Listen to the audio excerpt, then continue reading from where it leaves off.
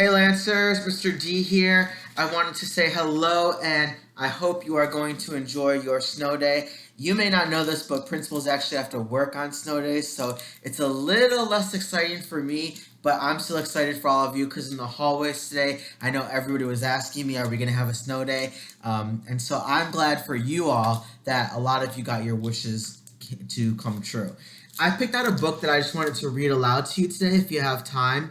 A lot of you for your one word chose kindness or being nice to people. And this book kind of goes along with that. So I'd like to read it to you while you have a little time today. It's called The Perfectly Perfect Wish.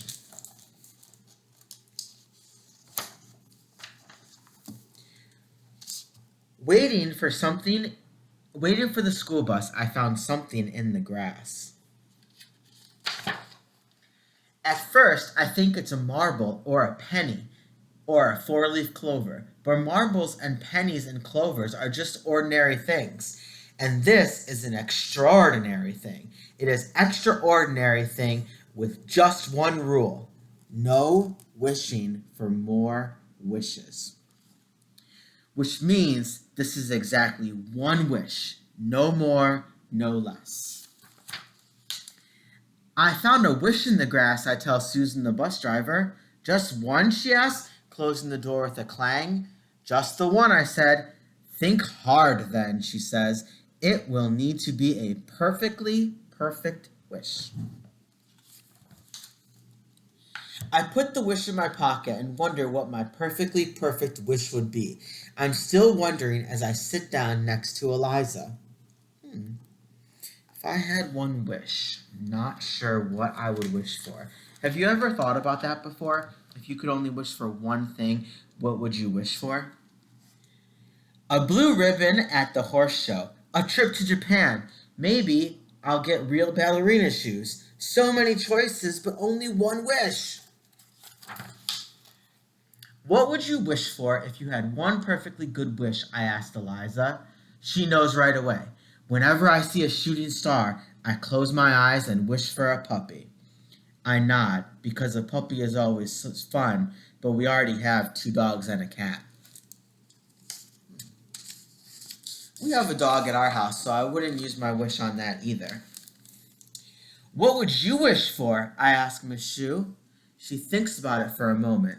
When I pick dandelions and blow all the seeds away, I wish for a house for me and my family. I nod because my family has a house. I even have my own room with bunk beds for sleepovers.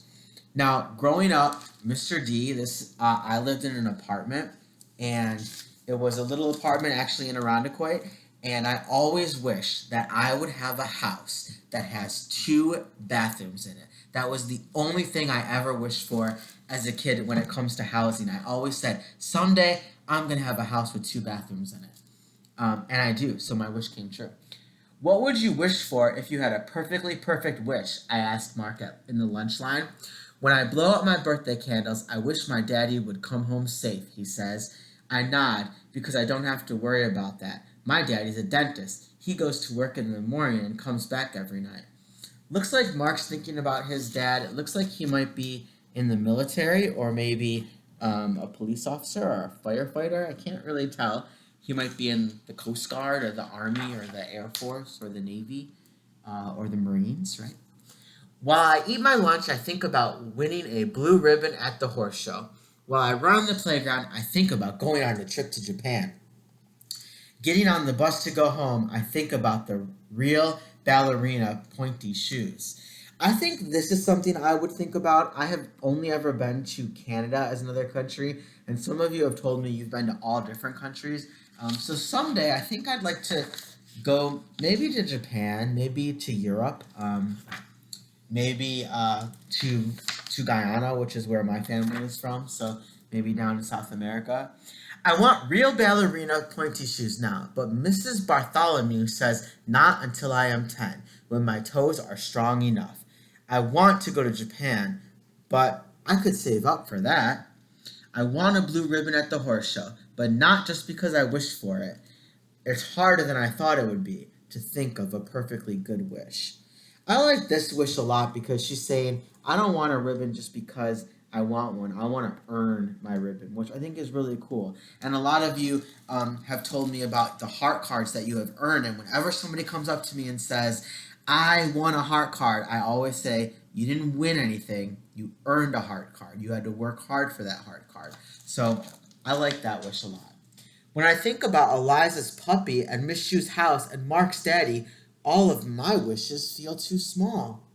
I wish that everyone's wish would come true.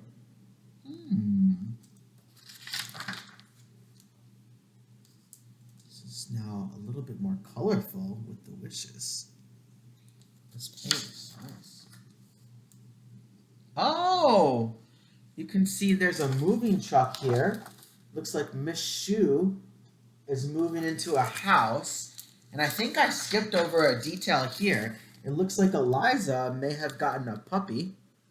So she says, maybe my wish will be that everybody else's wish comes true. Now, oh, there is Mark. There's Mark and his daddy. So it looks like he was in some kind of military with his camouflage on there. And they have a beautiful welcome home sign for him. I finally found my perfectly perfect wish. Now that is awesome. So you read this book, and those of you who talked about kindness as your one word for the year, you may have really thought about this book because maybe being kind to someone is helping make their wish come true and putting others before yourself. So this was a great book, friends. And hey,